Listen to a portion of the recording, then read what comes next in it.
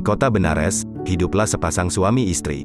Sang istri sedang mengandung anak laki-lakinya. Ketika ia berjalan-jalan ia bertemu dengan temannya. Temannya menyarankan untuk memberikan nama perempuan kepada anak laki-lakinya.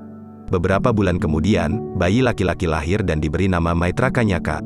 Maitrakanyaka tumbuh besar menjadi anak yang baik dan patuh terhadap orang tuanya. Namun suatu ketika nasib malang terjadi, ayah Maitrakanyaka meninggal akibat tenggelam saat pergi melaut.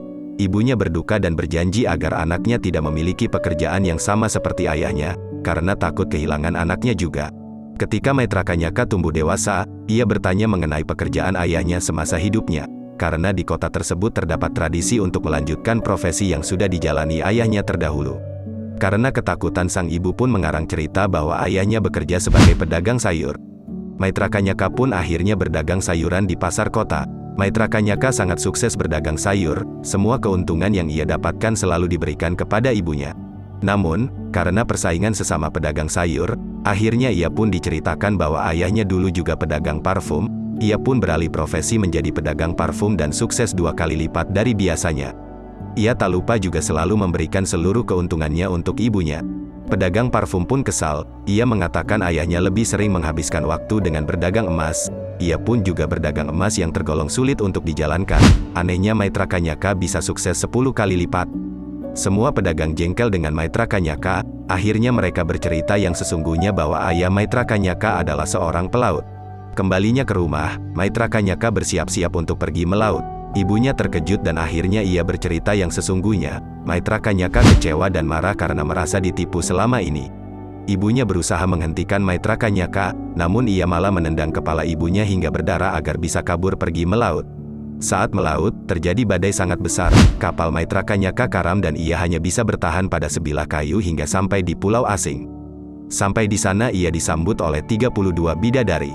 Maitrakanyaka sangat senang sekali. Tapi karena ingin melanjutkan profesinya, ia pun meninggalkan bidadari tersebut dan berkeliling hingga menemukan gerbang yang sangat besar dan tinggi. Ia membuka pintu tersebut dan masuk ke dalamnya.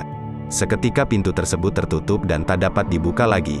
Ia terkejut ternyata ada seseorang yang sedang berteriak histeris kesakitan, karena di atas kepalanya ada roda besi api yang berputar-putar kencang.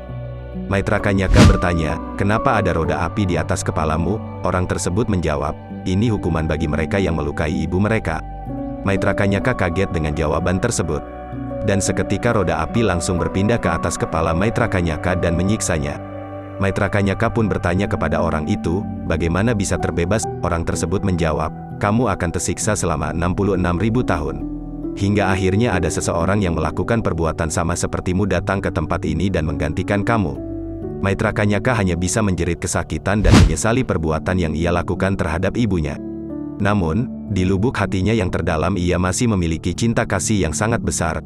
Ia pun berkata, "Biarlah aku yang menanggung derita ini, demi keselamatan makhluk lain, semoga tak akan ada lagi orang yang durhaka terhadap ibunya."